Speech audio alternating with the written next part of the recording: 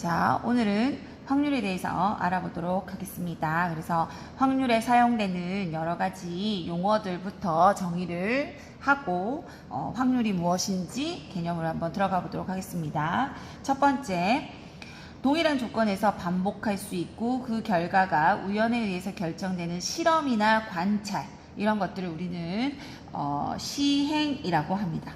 예를 들자면 주사위 하나를 던지는 것, 동전 하나를 던지는 상황, 이런 것들이 모두 실험이나 관찰, 시행이라고 부릅니다. 그다음 두 번째, 어떤 시행에서 일어날 수 있는 모든 결과의 집합, 그러니까 개념이 전체 집합 개념이라고 생각하시면 돼. 예를 들어서 주사위 하나를 던지면 얘들아 일어날 수 있는 게 뭐 있지?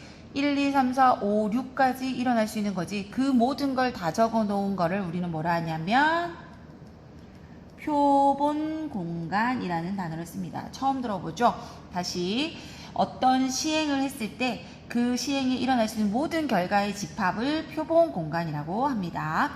주사위를 던졌을 때 같은 경우에는 1, 2, 3, 4, 5, 6이 될 거고, 만약에 동전을 던졌을 경우에는 앞면과 뒷면, 뭐 이렇게 되겠죠. 자, 세 번째, 어떤 시행의 결과, 즉 어떤 표본 공간의 부분 집합을 우리는 뭐라 부르냐면 이게 우리가 원하는 사건이라고 합니다. 자, 예를 들어서 주사위 하나 던질 때 사건을 하나 만들어 보자면 짝수가 일어날 사건, 이렇게 가시면 되는 거죠. 그러면 2, 4, 6이 되겠죠. 그 다음에 뭐 홀수가 일어날 사건, 그러면 1, 3, 5 이렇게 되는 거죠. 이런 것들을 사건이라고 부릅니다. 그리고 네 번째, 한 개의 원소로 이루어진 사건, 그거를 우리는 이게 또 처음 쓰는 단어일 거예요. 근원사건이라고 부르고, 만약에 예를 들자면 주사위 하나를 던진다면 근원사건은 1, 2, 3, 4, 5, 6 각각 하나씩 원소가 한 개씩 나오는 사건들을 우리는 근원사건이라고 부릅니다.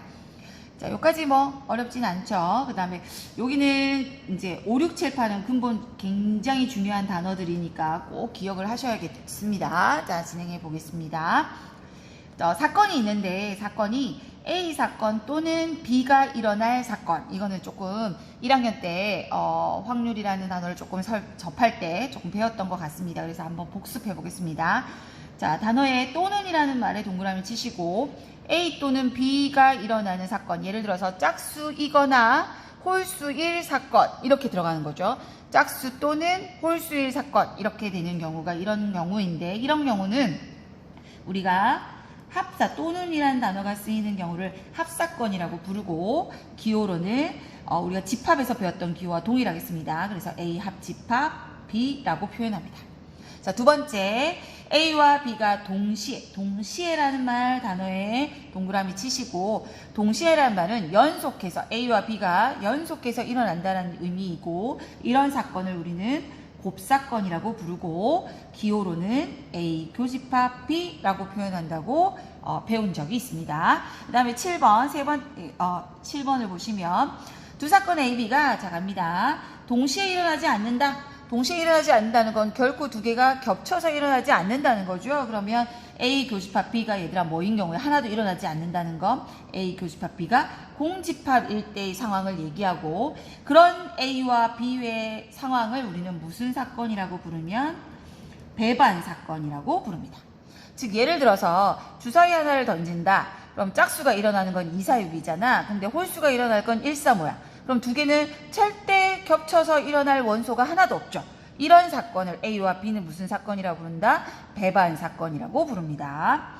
마지막, A가 일어나지 않는 사건, 이것 또한 집합의 개념과 동일하다고 생각하시면 되고, A 빼고 나머지라고 얘기를 하시고, 우리는 이거를 뭐라 부르냐면 우리 여집합 배운 적이 있죠. 그래서 여사건이라고 부르고, 기호로는 여집합처럼 A에 C라고 쓰면 됩니다.